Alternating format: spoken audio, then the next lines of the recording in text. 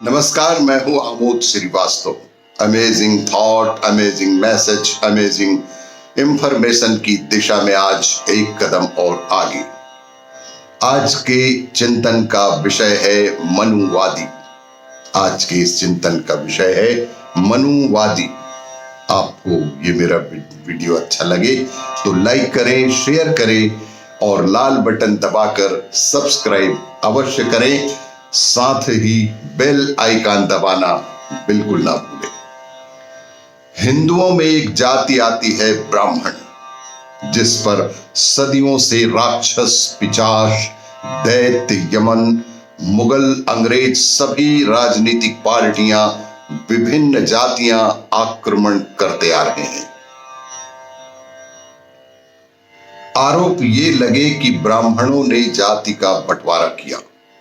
आरोप ये लगते हैं कि ब्राह्मणों ने जाति का बंटवारा किया, जबकि सबसे प्राचीन ग्रंथ वेद, जो कि अपौरुषेय, जिसका संकलन वेद व्यास जी ने किया, जो एक मल्लाहिन के गर्भ से उत्पन्न हुए थे, वे ब्राह्मण हरगिज नहीं थे। 18 पुराण, महाभारत, गीता सब व्यास रचित हैं, जिसमें वर्ण व्यवस्था और जाति व्यवस्था दी गई है। रचनाकार व्यास जी ब्राह्मण जाति से नहीं थे। ऐसे ही कालिदास आदि कई कवि जो वर्ण व्यवस्था और जाति व्यवस्था के बेहद पक्षधर रहे थे और जन्मजात ब्राह्मण बिल्कुल नहीं थे। एक प्रश्न है कि कोई एक भी ग्रंथ का नाम बतलाइए जिसमें जाति व्यवस्था लिखी गई हो और ब्राह्मण ने लिखी हो। शायद एक भी नहीं मिलेगा। मुझे पता है आप मनु स्मृति का ही नाम लेंगे, जैसा कि बहुत सारे लोग गाहे बगाहे मनु स्मृति का नाम लेते हैं और मनुवादी के नाम से लोगों पर लांछन लगाते हैं, जिसके लेखक मनु महाराज थे, जो कि एक क्षत्रिय थे। मनु स्मृति जिसे आपने कभी पढ़ा ही नहीं, और पढ़ा भी तो टुकड़ों में, कुछ श्लोकों को जिसके कहने का प्रयोजन कुछ अन्य होता है और हम समझते अपने विचारानुसार हैं। मनु स्मृति पूर्वाग्रह रहित होकर सांगोपांग पढ़े, छिद्रान्वेषण की अपेक्षा गुणग्राही बनकर स्थिति स्पष्ट हो जाएगी। अब रही बात कि ब्राह्मणों ने क्या किया, तो इस पर सुने। यंत्र सर्वस्वम इंजीनियरिंग का आदि ग्रंथ महान भारद्वाज ने लिखा। वैमानिक शास्त्रम विमान बनाने के ग्रंथ को भरद्वाज ने लिखा। सुश्रुत संहिता सर्जरी एवं चिकित्सा का पुस्तक सुश्रुत चरक संहिता, चिकित्सा चरक अर्थशास्त्र, जिसमें सैन्य विज्ञान, राजनीति, युद्ध नीति, दंड विधान, कानून आदि कई महत्वपूर्ण विषय हैं, जिसे कौटिल्य ने लिखा। आर्यभट्टियम गणित आर्यभट्ट जी ने लिखा। और ऐसे ही छंद शास्त्र, नाट्य शास्त्र, शब्दानुशासन, परमाणुवाद, खगोल विज्ञान, योग विज्ञान सहित प्रकृति और मानव कल्याणार्थ समस्त विद्याओं का संचय, अनुसंधान एवं प्रयोग हेतु ब्राह्मणों ने अपना पूरा जीवन भयानक जंगलों में घोर दरिद्रता में बिताए हैं। उसके पास दुनिया के प्रपंच हेतु समय ही कहां शेष था। कोई बताएगा कि समस्त विद्याओं में प्रवीण होते हुए भी, सर्वशक्तिमान होते हुए भी ब्राह्मण ने पृथ्वी का भोग करने हेतु कभी भी गद्दी स्वीकारा हो। विदेशी मानसिकता से ग्रसित कर्मनिष्ठों वामपंथियों ने कुचक्र रचकर गलत तथ्य पेश किया। आजादी के बाद इतिहास संरचना इनके हाथों में सौंपी गई और ये विदेश संचालित षड्यंत्रों के तहत देश में जहर बोने का काम ही करते रहे और सदैव ही जातिवाद का फायदा उठाकर अपनी राजनीति चलाते रहे। ब्राह्मण हमेशा से यही चाहता रहा है कि हमारा राष्ट्र शक्तिशाली हो, अखंड हो, न्याय व्यवस्था यहां सुदृढ़ हो। सर्वे भवन्तु सुखिनः, सर्वे सन्तु निरामया, सर्वे भद्राणि पश्यन्तु, मा कश्चित् दुख भाग्य भवेत् का मंत्र देने वाला ब्राह्मण, वसुदेव कुटुंबकम का पालन करने वाला ब्राह्मण, सर्वदा कांधे पर जनेऊ, कमर में लंगोटी बांधे, एक गठरी में लेखनी, मसी, पत्ते, कागज और पुस्तक के लिए चरैवेति का अनुसरण करता रहा। मन में एक ही भाव था, लोक कल्याण का।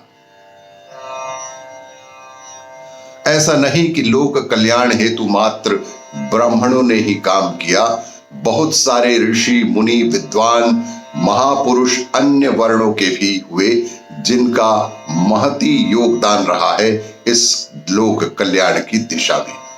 किंतु आज ब्राह्मण के विषय में ही इसलिए कह रहा हूं कि जिस देश की शक्ति के संचार में ब्राह्मणों के त्याग, तपस्या का इतना बड़ा योगदान रहा है, जिसने मुगलों, यवनों, अंग्रेजों और राक्षसी प्रवृत्ति के लोगों का भयानक अत्याचार सहकर भी यहाँ की संस्कृति और ज्ञान को बचाए रखा है। वेदों, शास्त्रों को जब जलाया जा रहा था, तब ब्राह्मणों ने पूरा का पूरा वेद और शास्त्र ही कंठस्थ करके बचा लिया और आज भी वे इसे नई पीढ़ी में संचरित कर रहे हैं। वे सामान्य कैसे हो सकते हैं? उन्हें सामान्य जाति का कहकर आरक्षण के नाम पर सभी सरकारी सुविधाओं से वंचित क्यों रखा जाता है? ब्राह्मण अपनी रोजी रोटी कैसे चलाए? इतना सब कुछ होने के बाद भी ब्राह्मण अपनी रोजी रोटी कैसे चलाए? ब्राह्मण को देना पड़ता है पढ़ाई के लिए सबसे ज्यादा फीस, कंपटीशन के लिए सबसे ज्यादा फीस, नौकरी मांगने के लिए सबसे ज्यादा फीस और सरकारी सारी सुविधाएं ओबीसी, एससी, एसटी, अल्पसंख्यक के नाम पर, पूंजीपति या गरीब के नाम पर अयोग्य लोगों को दे दी जाती है। इस देश में गरीबी से नहीं, जातियों से लड़ा जाता है। इस देश की विडंबना है, हमारे विद्वानों की, हमारे राजनीतिज्ञों की विडंबना है कि इस देश में गरीबी से नहीं, जातियों से लड़ा जाता है। एक ब्राह्मण के लिए सरकार कोई रोजगार नहीं देती, कोई सुविधा नहीं देती।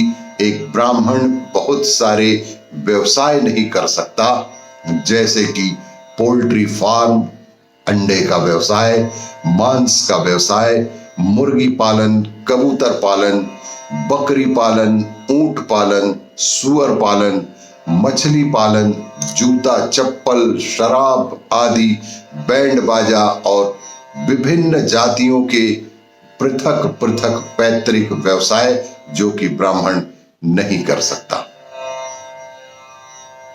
क्योंकि उसका धर्म एवं समाज दोनों ही इसकी अनुमति नहीं देते। ऐसा करने वालों से उनके समाज के लोग संबंध भी नहीं बनाते। वह निकृष्ट कर्म समझते हैं। वो शारीरिक परिश्रम करके अपना पेट पालना चाहे तो उसे मजदूरी भी नहीं मिलती है, क्योंकि लोग ब्राह्मण से सेवा कराना पाप समझते हैं। हाँ, उसे अपना घर छोड़कर दूर मजदूरी, दरवानी आदि करने के लिए भी जाना पड़ता है।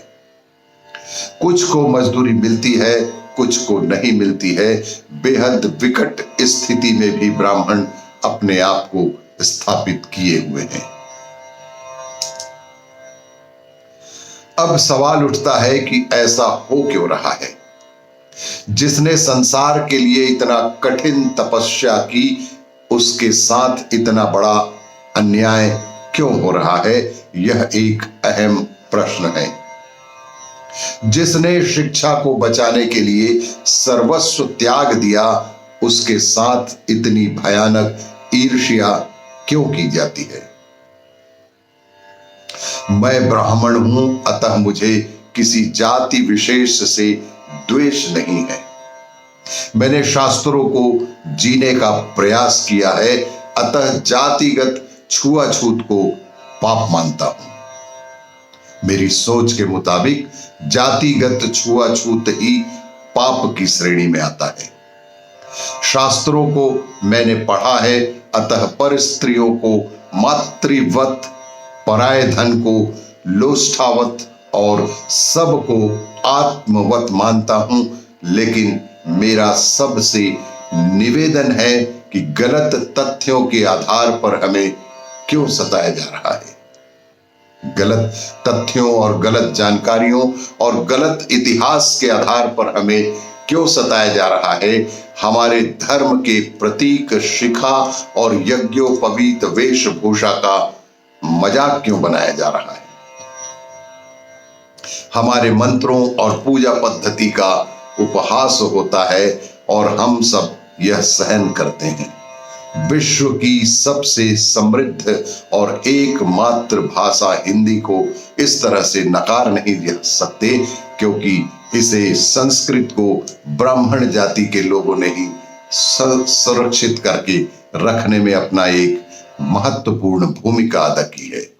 इसीलिए जातिगत कभी भी अपने विचार ना रखें, सर्वधर्म संभाव्य की भावना सदैव बनाए रखें। और भी इसी तरह की जानकारियों के लिए देखते रहिए मेरा वीडियो। लाइक करें, शेयर करें और सब्सक्राइब अवश्य करें। धन्यवाद।